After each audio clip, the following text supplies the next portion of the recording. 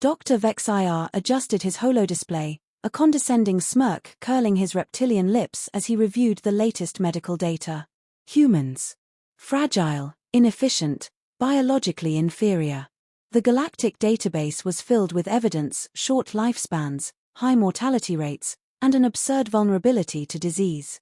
It baffled him that such a species had managed to carve a place among the stars. He tapped a few controls, bringing up comparative charts. The Zelthorians, his own people, boasted redundant organs and self-regenerating tissue. The Tharzul could survive weeks without oxygen. Even the lowly Graxians, a species barely above livestock, had bone structures 3 times denser than human equivalents. And yet, here was humanity, soft, brittle, and stubbornly clinging to existence. A slow hiss of amusement escaped him. How does a species so biologically flawed survive? He mused, shaking his head. The answer, he was sure, lay in their sheer luck. They must have scraped by, relying on technology and alliances to compensate for their pathetic physiology. It was time to prove it once and for all. The experiment had been approved, a comparative endurance study. Several species, including a human, would undergo the same trials. The results would speak for themselves. The human test subject, Lieutenant Ethan Carter, entered the chamber. A prime specimen by human standards, lean, muscular, standing tall with that ever-present, infuriating confidence. A misplaced sense of self-importance, Vexir thought. Carter glanced around at the monitoring equipment, then at the doctor himself. "You look like you're expecting me to drop dead already," he said, flashing a grin. Vexir scoffed. "We shall see if your species' reputation is anything more than exaggerated bravado." The test began with increased gravity. The Zelthorian assistant input the command, and the chamber's artificial field intensified. 1.5 times standard. 2.0, 2.5. Carter clenched his jaw but remained standing. Vexir watched, unimpressed. Other species could handle twice this much with ease. He gestured for the next phase. Oxygen deprivation. The chamber's air thinned, simulating a failing atmosphere. The Graxian subject had collapsed within minutes, its biology unable to adjust. Vexir fully expected the human to do the same. Instead, Carter's breathing slowed, controlled. His eyes narrowed, sweat forming on his brow, but he endured. His pulse, displayed on the monitor, remained steady. Vexir frowned, increasing the difficulty. The gravity climbed. The oxygen levels dropped further. Carter grimaced, muscles straining, but he did not break. 5 minutes passed. Then 10. Vexir's smirk faded. Carter, breathing heavily, looked up. "That all you got?" Vexir's claws tightened around his data pad. This wasn't luck. This wasn't normal. And for the first time, the Zelthorian doctor felt the stirrings of doubt. Vexir's fingers danced over the control panel, adjusting variables, increasing intensity. The results weren't aligning with his expectations. Carter should have collapsed by now. Any other species would have. Instead, the human remained on his feet, muscles trembling but refusing to give out. The gravity was now at 3 times standard, oxygen levels critically low. Even the Tharzul, a species evolved in low-oxygen environments, had required artificial assistance at this stage. "Carter." He was still conscious, still fighting. "Your body should be failing," Vexir muttered, scanning the data in disbelief. "Your muscles should be tearing under this strain." Carter chuckled, actually chuckled. "Yeah, well, humans are stubborn like that." His voice was strained, but it held an edge of amusement, as if he saw this as some kind of challenge. Vexir ignored the comment and moved to the next test. Pain tolerance. A controlled nerve stimulus, calibrated to simulate severe injury, was applied. The Graxian test subject had blacked out instantly. The Zelthorian had reflexively shut down non-essential bodily functions to conserve energy. "Carter." He gritted his teeth and exhaled sharply but remained upright. Vexir increased the intensity. Carter grunted, fingers flexing. Sweat rolled down his face. But his heart rate remained stable. His neural responses, while indicating pain, did not show the shutdown reflex typical of most species. How hfy caught himself, stopping short of admitting confusion. He glanced at his assistant. This is not normal. Carter rolled his shoulders. Depends on your definition of normal. The data suggested something alarming. Human neurology, while lacking advanced regenerative capabilities, had a different advantage: pain adaptation. Other species avoided pain, their bodies shutting down to prevent damage. Humans, they processed it, endured it, worked through it. hfy activated a final layer of the test, a simulated wound stimulus. Carter let out a sharp breath but didn't falter. Instead, he adjusted, shifting his stance, focusing his breathing.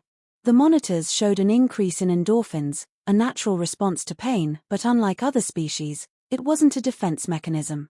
It was a tool. The realization hit hfy like a physical blow. Humans didn't just survive pain. They adapted to it. They used it. Carter exhaled, shaking his head. You keep expecting me to break, he said, voice ragged but steady. But that's the thing about humans. We don't break. We bend. We push through. hfy stared at him, the weight of centuries of scientific understanding shifting under his feet. He had believed humans were weak because of their biological limitations. But now he saw the truth. Weakness and strength weren't opposites. For humans, they were the same thing. hfy reviewed the data again, certain there had to be an error. The readings didn't make sense. The human's endurance far exceeded projections. His pain tolerance defied logic. His vital signs, while showing strain, remained stable. No other species reacted like this. The Thazul collapsed under oxygen deprivation. The Zelthorians shut down under extreme pain. The Graxians surrendered to gravitational pressure. Every species had a threshold, a breaking point where their bodies refused to go further. Humans should have been no different. And yet, Carter stood there, battered but unbroken, grinning through the agony. hfy increased the intensity again, pushing past safe limits. The neural stress response spiked, but Carter stayed conscious. His body adapted in real time, recalibrating breathing, redistributing muscle tension. His nervous system should have been overwhelmed. Instead, he adjusted, endured. This is impossible, hfy murmured, but the data did not lie. Carter smirked, rolling his shoulders. You keep looking at your little charts like they're gonna explain it. He gestured vaguely at the monitors. But they won't. You're missing the big picture. hfy's claws tightened around his datapad. He hated being wrong. Then explain it. Carter took a slow breath, despite the crushing gravity pressing down on him. Pain isn't a stop sign for us. Fear isn't a shutdown switch. We've been fighting against worse odds for our entire existence. Every species in this galaxy evolved to survive in their environment. Humans. We survived everything nature threw at us. hfy processed the words carefully. Most species evolved within their planetary conditions, adapting to a stable ecosystem. But humans. Their history was one of conflict, disaster, struggle. They weren't built for survival, they were built to overcome. We don't have claws, Carter continued. We don't have redundant organs or exoskeletons or genetic regeneration. But we have something better. We learn. We adapt. And when we should fall, we get back up. hfy watched him, something shifting in his perception. The arrogance he once felt began to erode. He had assumed resilience was a product of superior biology. But humans had rewritten that rule. They weren't stronger despite their weaknesses. They were stronger because of them. His gaze flicked back to the monitors, at Carter's battered but unyielding frame. Every other species had failed these tests at some point. Every one of them had given in to limits dictated by their biology. But humans didn't accept limits. They pushed past them. hfy finally spoke, his voice quieter, more measured. You shouldn't be standing. Carter grinned. Yeah. But here I am.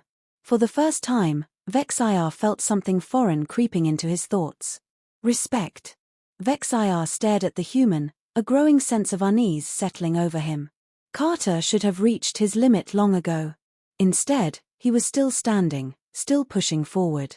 Every logical conclusion, every data point, every assumption hfy had held about human fragility was unraveling before his eyes.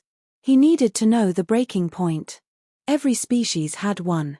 He initiated the final phase, neurological strain combined with sustained physical duress. It was the most extreme test, one no subject had ever endured beyond a few minutes. Surely, this would be the limit. Carter gritted his teeth as the pressure increased. His muscles trembled, veins bulging from the effort. His body was at its threshold, but something about his expression was different from the others hfy had tested. There was no fear. No resignation.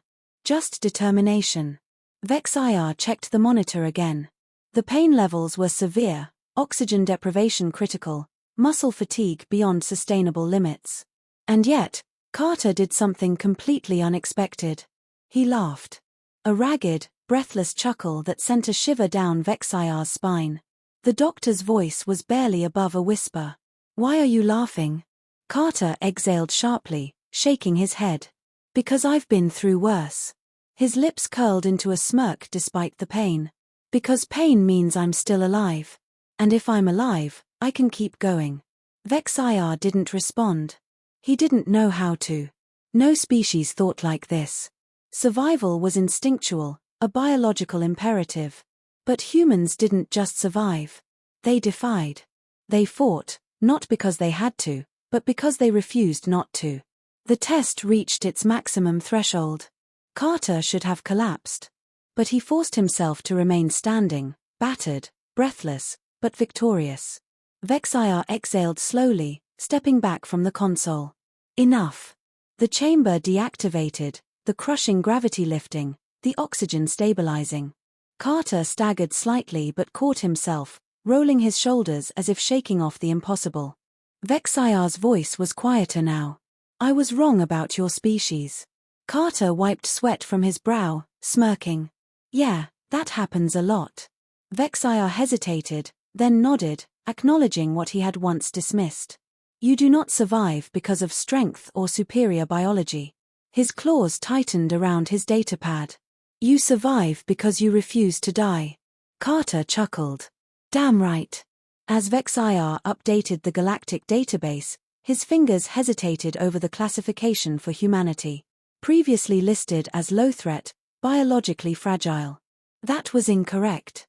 Humans weren't weak. They were something far worse for those who stood against them. Unbreakable.